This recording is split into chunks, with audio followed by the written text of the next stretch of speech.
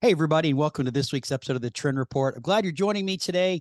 Today, I'm having a conversation with a new friend that I met on LinkedIn and excited to dive into his story and a little bit about his journey in the industry. So, join me in welcoming Jason Levy to the show today. How are you, Jason?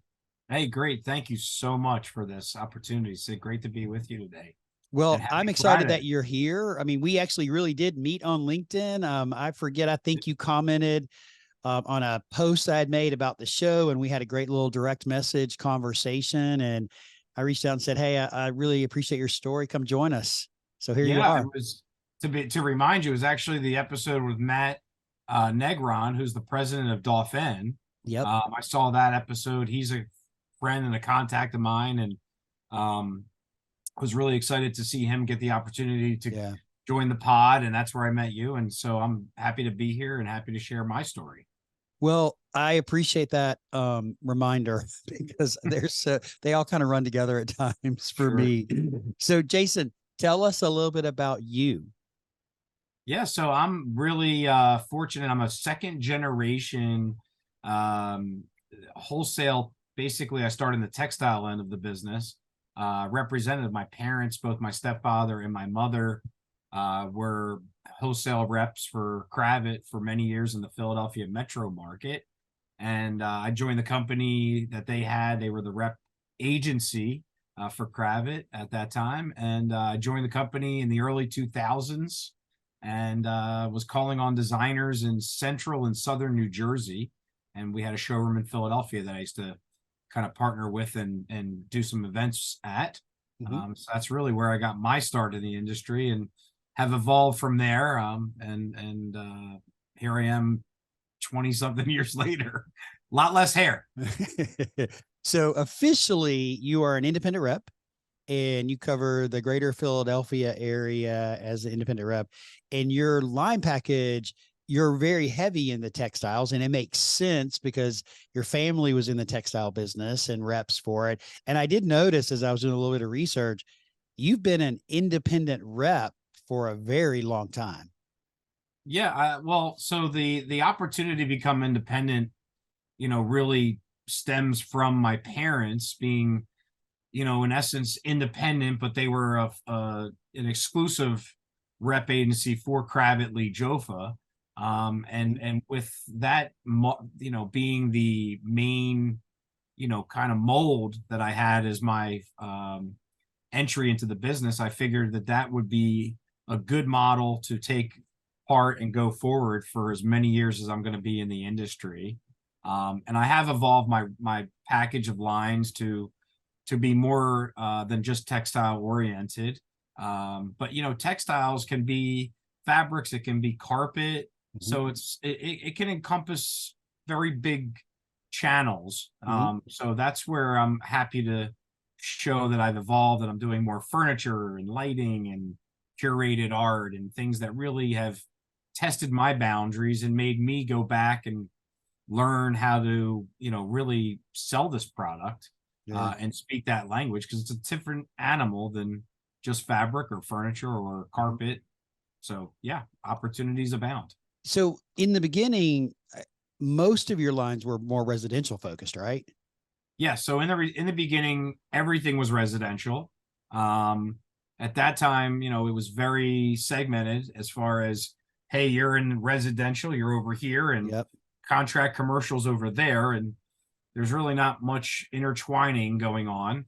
And that was really because the aesthetics were so different in both Mhm. those channels that there really wasn't a blend. But as Right. the industry has evolved here, that blend has gotten smaller, or that difference has gotten smaller and smaller.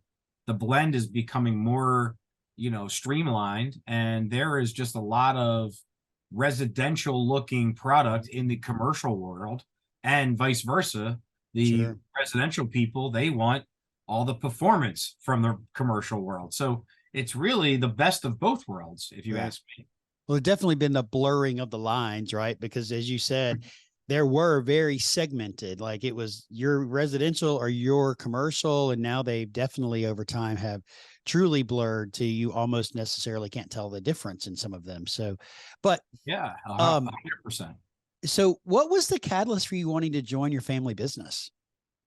So the catalyst for me was growing up in the southern New Jersey area. My parents were very focused on the Cravat, building the Cravat business up to another level. They were working at the company before it became Cravat Inc.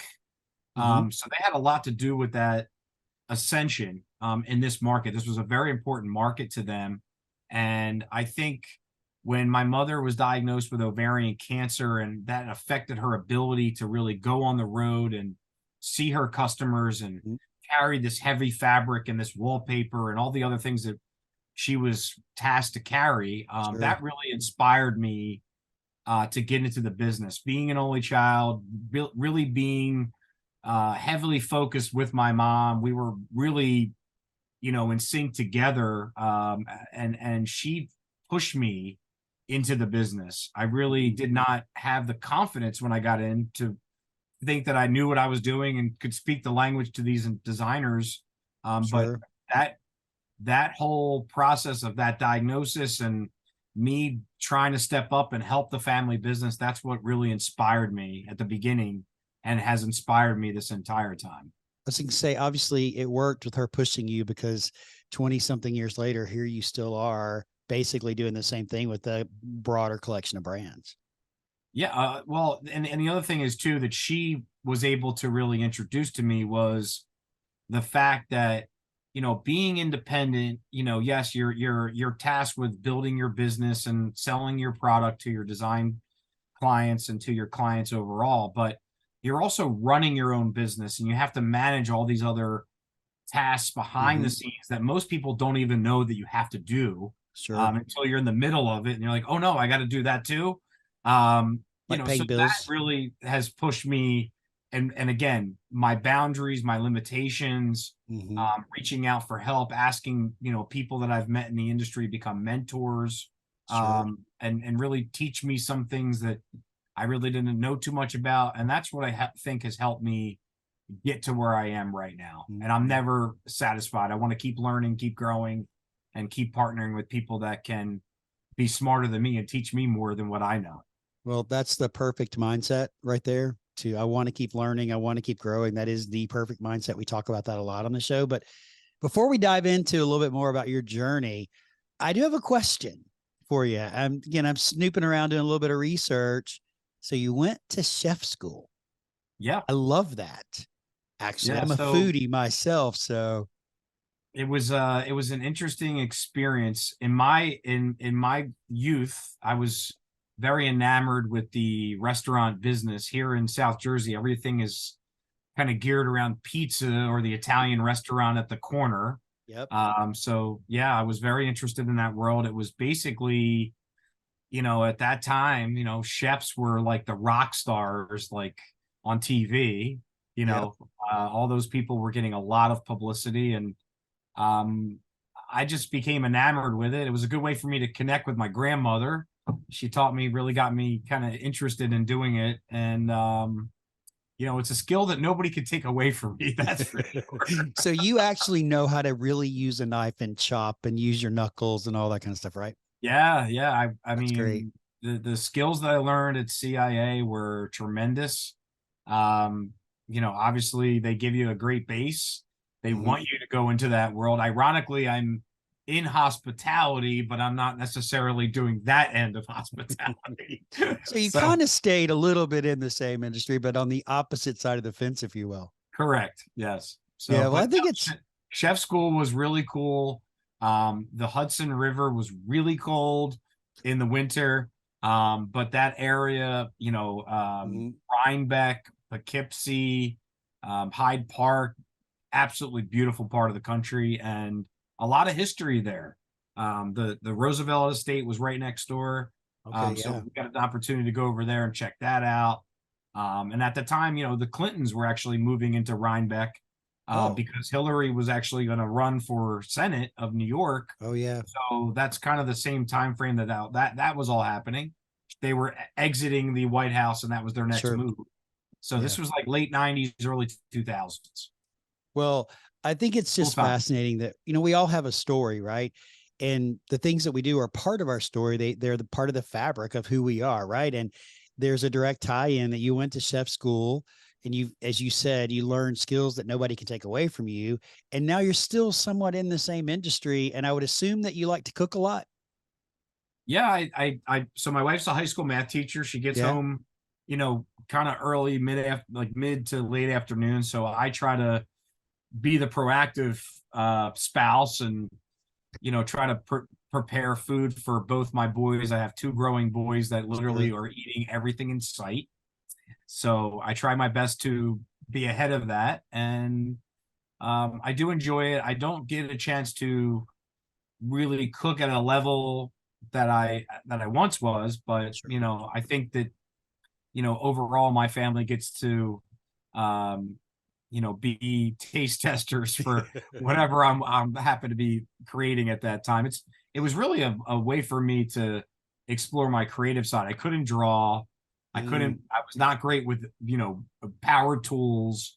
So this was kind of how I could create things and make art. And okay. that was kind of the strategy and I why I love went it. down that path. I love it. So, and again, I think everything weaves together to get us to where we are today, and that everything plays a role. Our past always plays a role in our future, right? And so, let's talk a little bit about. You mentioned it a few minutes ago, but let's talk about being that entrepreneur, being that independent business owner. I mean, there people. I don't know that people fully understand all the things that are on your plate. And first question is, how do you balance it all? How are you balancing it? I think for me, what's been a blessing for me and maybe a curse in some regards, but I'm extremely gifted at compartmentalizing everything. Mm-hmm. And I think that has helped me be able to focus on one, uh, you know, channel of things that I have to do as far as either customer, oriented or Mm-hmm. project oriented or follow up on an order, but then also at the same time, managing my business, making sure my taxes are paid, making sure my branding looks correct and my website looks right. And the message on that website conveys kind of what I'm trying to convey, which is just simply, hey, go to my website because it's where all my lines are listed. Everybody's gone digital in this Mm-hmm. post-COVID world, and I think it helps people just see something on a screen and get to that manufacturer easily. They're getting to Mm-hmm. the right site. It's not like they're mistyping and they get to some weird site that is trying to steal their information. Yep. Stuff like that. I just feel like all of these things behind the scenes are a representation of you when you're not working, when you're sleeping, when you're doing something with your family.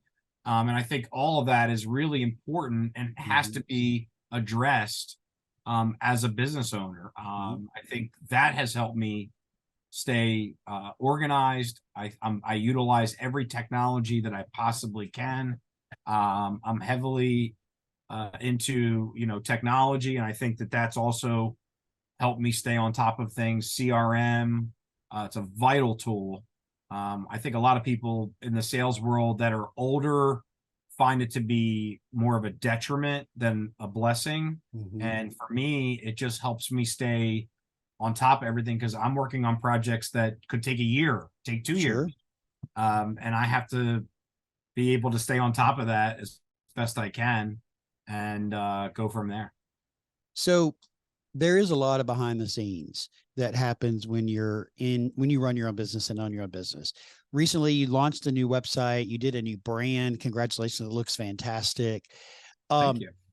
but you said something that I think is we talk about a lot on the show, but I also think is really important is, and I think your phrasing was it works while I'm sleeping. And what you're talking about is the digital assets and the digital tools that you've created, predominantly your website, so that designers and dealers and end users can go to your website and they can do what they need to do on their time frame and find the information that they're looking for while you're doing something with your family, while you're sleeping or out making sales calls. That tool, i.e., your website, is working for you. Yeah, and I think the other thing that's really happened in this industry over the last 5 to 7 years has been you've seen the push in every company to really create a digital presence. Sure. I was fortunate. I started my career at Kravet. Kravet was ahead of the rest of the competitors with their website, having their clients be able to log in and place sample orders and get reserves and CFAs and other things that they could do at their convenience, not at the convenience of somebody answering a phone call from 8 to 5. Sure. And I think that has really pushed designers to become more, flexible, to not think that they have to speak to somebody in that time frame. They can focus on running their business because they're wearing multiple hats similar to me. And I don't want folks to be waiting on me for anything. And I wanted them to be have access to everything when it's at their convenience, not at my convenience or the company's convenience, because that's who drives this whole ship. It's the client. And who, when you can provide them with the tools necessary to get their projects organized, specified, their materials are all kind of set for their presentations. That's what you want as a representative. You want as either a corporate rep or an independent rep. That's the goal at the end of the day. So, creating these brands, this brand messaging, and creating a website and creating an access to get to these manufacturer sites, I think is vital. Partnering with companies like Material Bank, certain lines are doing it, certain lines aren't. So my theory is, okay, I have, 10, 15 lines. I want to make sure that if you're looking at any of these lines, you can get access to it. And that's the goal at the end of the day. Just make your life easier in your material specification. So I think one of the things that I take away from that as the most important, you said at the very beginning, the client is in the center. And it's about developing tools for your clients, not something for you. Yes, it talks about you and it portrays you, talks about what you sell and the services you provide, but you put your client at the center, understanding what their needs are so that they can get what they need when they need it on their time frame, and not have to wait on you to call them back or email them back or drop a sample off or something like that. So kudos to you, man, for putting the customer first and in the center of your world, because I think it is one of the most important things that all of us need to be doing. Yeah, and remember, the client always, drives which way you're going to go, like what your reaction is going to be. Do they need a sample? Do they need something, a binder? Do they need a tip card? Do they need you to go there and bring a piece of furniture and have them do a sit test? All of these things that you have to basically be flexible on, because everyone has a different need at this point. And the more flexible you are, the easier you are to work with, the better off you're going to be. It's going to get around because we work in a very small industry overall, and designers talk to other designers. And I want people to always, if my name comes up, I want people to always say, oh, working with Jason is so easy. He's always on top of everything, and he gets you what you need when you need it. And that's really what drives me every single day, making sure they have what they need. Never underestimate the power of word of mouth advertising. No, good and bad. It's the best advertising out there. But there's a good and a bad side, right? I mean, yes, but they share the you have negative. to be focused on that. Yep. You have to be so uber focused on your client all the time. And I always tell people, look, I'm just so happy you even considered using one of my lines. Sometimes they might choose someone else. And look, I've worked for really, really amazing companies in this industry. I got an email the other day and they thought I was the rep for my old company that I used to represent. And I forwarded it to the owner of the company, and I forwarded it to the new rep and gave that person the email. I went on the website of the old company and got that person's email address and gave it to the client, because at the end of the day, I want the client to be taken care of no matter what. And I don't care if it's my line, their line, whomever's line, they are reaching out and they need help. And I am the person who always will make sure that they get the help that they need, period. And that client's not going to forget you did that. never. And look, I'm just fortunate because I was even considered. They got my email in their system, so Sure. now it's in their Outlook or whatever. So to me, it's a win for me. Yeah. And I don't think that in this industry you're ever going to get anywhere other than you need to treat people as if everyone is using your product, everyone's buying from your particular manufacturers, because you never know when the next opportunity is coming, and you want to be ready, Mhm. but you also want to be always looking at things with a competitive type of Sure. perspective, because that's how you're always going to stay ahead Mm, of some of the people that you're going up against. And these people are all friends, and I respect all of these folks. I'm mhm. actually friends with every competitor rep I go against, because that's just the name of the game in this Mm. industry. I totally agree with that. We could go down a whole rabbit hole about that, but let's talk for a minute about the shifts in our industry. So you have been around long enough that you've seen that the way we operated prior to 2020 was one way, and the way that we're operating post 2020 is different, specifically with the impact of the hybrid workplace. And some of our customers are not even in the office.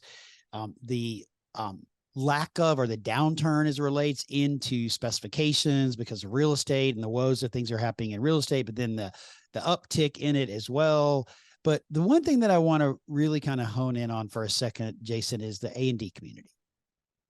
And if you talk to any seller in our industry, whatever it is that they're selling, they have most of them, I'm going to say, have the desire to have their products in front of the A&D community. Today, it has become really, really hard. And you have a brand that almost all of your lines depend on the A&D community for specifications. So I'd love to understand how you're navigating this, and what are some of the things that you're doing that are getting you in front of this very important, yet sometimes elusive specifier audience. Sid, this is such a major topic right now, because before COVID, it was really easy to get a lunch and learn. You can get 20 designers because they're all in the office. They're all going to show up for lunch, right? Yep. So, excuse me, it was very easy to get that audience. Mm-hmm. Now, with the hybrid workplace, people are working, some people don't ever come to the office anymore. Mm-hmm. So it's very challenging. And for the lunch and learns, or some of the meetings and things that you go try to do in person, the drop in attendance is significant. So it's much more difficult to market to that same firm Mm-hmm. that you did prior to 2020. And now you have to work 10 times harder just to get the same message that you got out, in one meeting. So for me, what has worked for me has been, at the end of the day, these are all people. Okay. These are all individuals. Everybody is trying to be, Mm-hmm. more inclusive for everyone, right? Everyone's trying to be more engaging with everyone, no matter what your background is, no matter what perspective you have. And I think that is where I have kind of captured um, a a way to market to the same firm, but I'm doing it individually. So a firm that I used to be able to go and drive and have an easy meeting, and it would be a concise way to do things, I'm now doing that individually. I'm now marketing to that person, that one designer who didn't happen to show up at the meeting or works remotely on Wednesdays. I'm individually marketing to that designer on Instagram or on LinkedIn, or I'm sending them samples to their home, or I'm just trying to be as lean and mean Mm-hmm. as I possibly can, Sure. because I don't know what I'm going to encounter. Mm-hmm. So somebody might say to me, Jason, I can take a whole sample box of your product and I can take it home. Other people need a digital brochure because they don't have a library or a space in their home to Mm-hmm. take materials from vendors. So I just try to be communicative with people. I try to be um, as easy to work with as possible and try to figure out, okay, what's your setup? And I'll get you the sample. I'll get you Mhm. the brochure. I'll get you the information as if I'm standing there. And I think that is where I have had success during this post Sure. 2020 world that we're living in now. And I also would say that the brands that I represent, like Tarquette Hospitality, for Mhm. example, they do a tremendous job at their online marketing. And it's easy for me to share their content to my client base. So they create easy, really fun ways for us to market that product. So that's another way for me to get that product in front of folks. So I'm utilizing every tool that I know of. Mhm. And I'm trying to read and learn more about AI and other things that are coming that are Mhm. going to affect the way that we're all going to work. And so that's another thing that I try to be on top of as well. So to summarize, it's just being um, individualized with each person and just try to market to them individually. Mhm. That's what's worked for me. So It's a lot I'm of gonna. work. I was gonna say your workload has like quadrupled, right? But Yes. Yes. the way that I would reframe that is you went from one to many pre 2020 to one post 2020.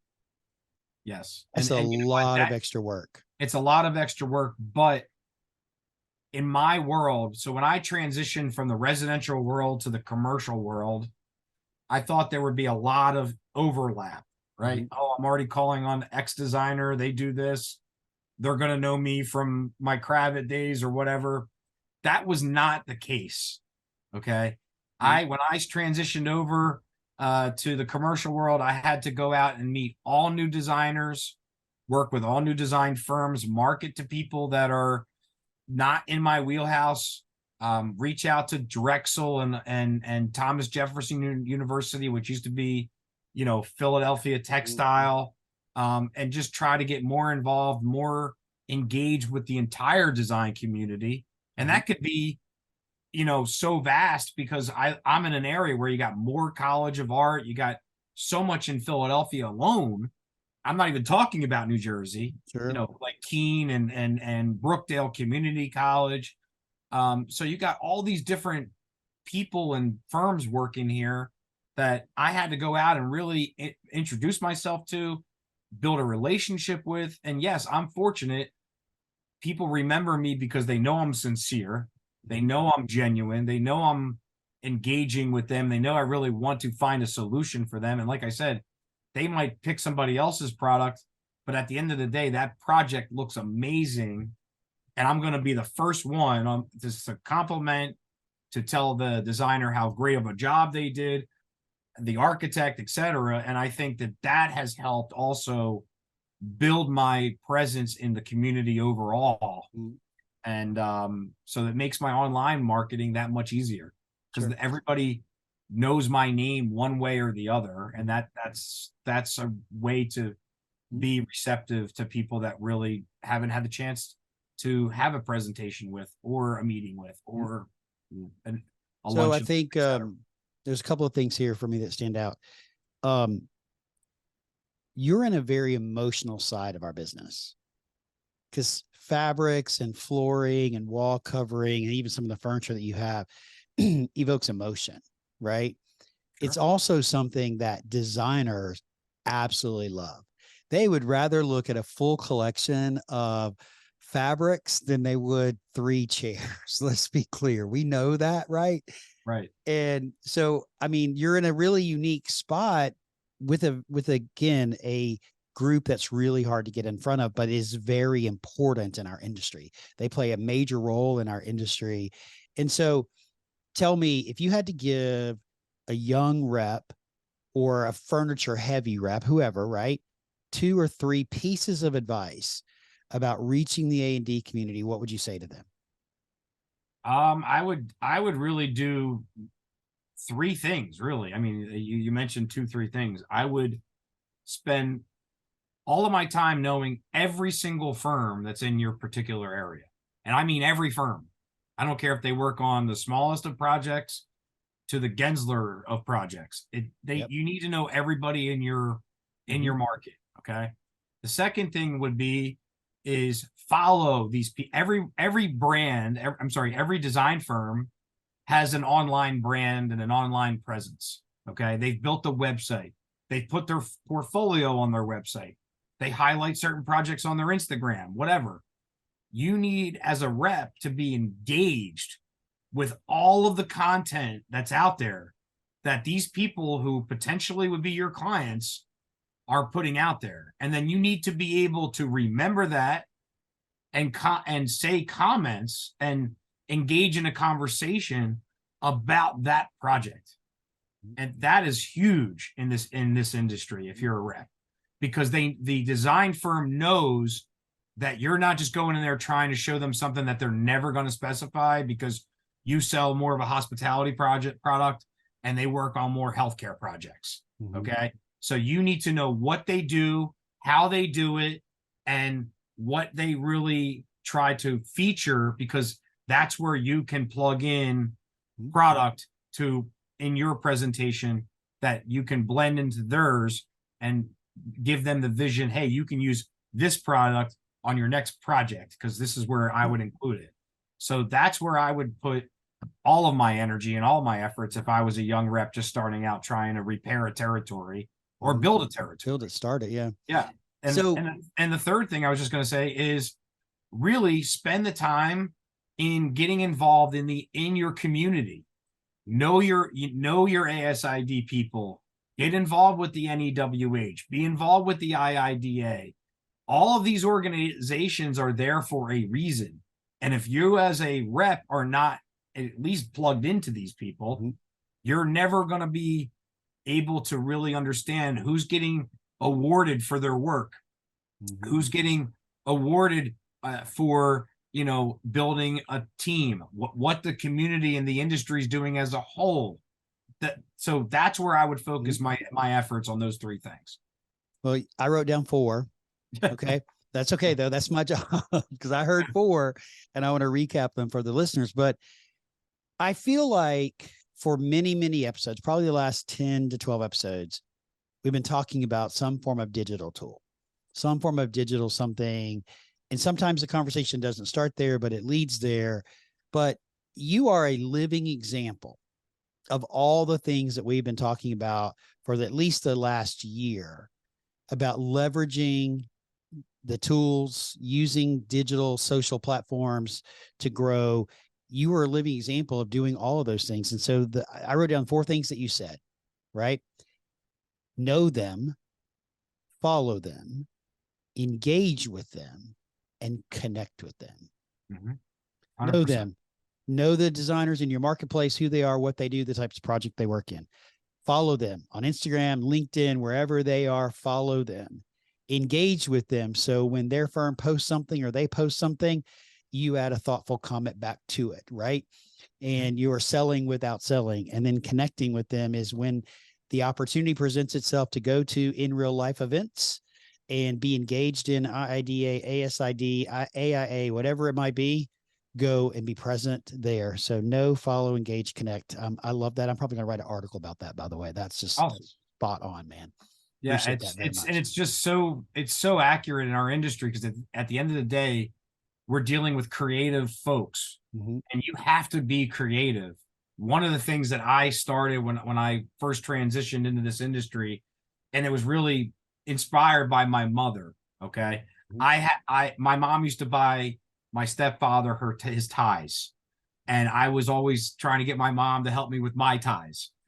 And back in the day, everybody used to wear the white shirts. Everybody was afraid of pattern and color on their dress shirts back in the day. Now everybody, it's a total other thing in this world that we're living in. But those days it was more conservative, and you had to find a way to be creative without being creative. And my way of doing that was always with my ties. So I just have tried to take that thought process and apply it to everything. How can I be the most creative person in a world where I'm surrounded by nothing but creatives? Sure. And as I said in the beginning of the podcast, I was not good at drawing. I was not good at building anything.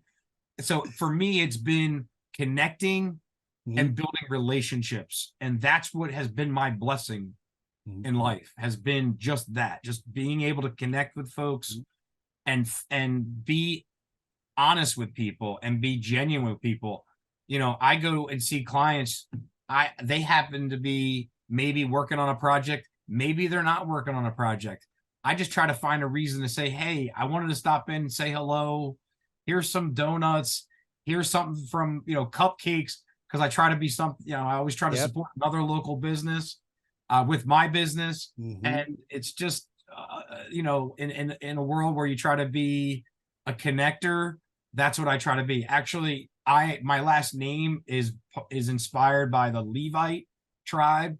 And if you go back in history, the Levites were the community liaisons. Oh. And they connected the religious folks to the Mhm. community. So really, I'm just doing the modern version of what the Levites did. I love that. Absolutely love that. And I also love that that's a bit of a parallel into you're using some old school techniques with new school thinking, meaning let me take cupcakes or donuts or cookies and drop them off. That's a bit of an old school excuse to walk in and I'm in the neighborhood. I stop by, I brought you guys some cookies. Man, I love it. I appreciate it. It just goes to underscore the evolution of our industry and how it is continuing to evolve and change. And tomorrow, who knows what's going to happen, right? But as a as students of the industry, because I would put you in that category, student of the industry, we need to pay Sure. attention. We need to pay attention to what's happening around us. We need to look at new things. We need to try new things. We need to figure out what works for me versus what works for you and use whatever that is in order to move yourself and your business forward. So I got two last questions for you before we wrap up, because we've been talking for a minute now. Sure. Um, you mentioned that you're a techie. So what's your favorite tech tool? So I'm an Apple user. No disrespect to the other people. Um, so I bought into the iPhone many years ago. Yep. And the iPhone and the technology that was in the iPhone when Steve Jobs was standing on that stage presenting it in his Yep. black turtleneck. I believe that just engaging with that technology and really understanding how I can utilize that Mhm. in the world of design has been a huge factor for me personally. So the So all answer, the Apple products, so your okay, iMacs, your iPads, your iPhones, right. all of those have really helped me in That's my good. in my career. So are you going to get the new phone when it comes out next week or week after next? So to be honest with you, my wife and I are in the process of buying a new house. So I am not buying the new iPhone. That that my I'm friend is gonna a very hold wise on to choice. all of my current devices for a little bit longer, That's because great. that's the other thing I could say about Apple devices. They work for a long time. Yep. There's So this, they do I a great endorse them. job at driving demand by teasing you. Like, I don't need a new phone, but like I'm waiting for AT&T to send me the email that says you can pre-order the phone now because I'm going to click yes, and I don't need it. Right. So Of that, course but they not. do a great job at driving demand for their products. All right. So the last question I want to ask Sure. you is, are you a reader? And if so, what are you reading? I am a huge reader. I'm trying to promote reading more, not on a screen to my children, because I have two boys, and my older one, who's 8, almost 9, is starting to read to us versus us reading to Nice. him. So that's a really cool transition. I'm reading a book right now about Whitey Bulger. It was written by Kevin Cullen and Shelley Murphy, who used to work for the Boston Globe, and Okay.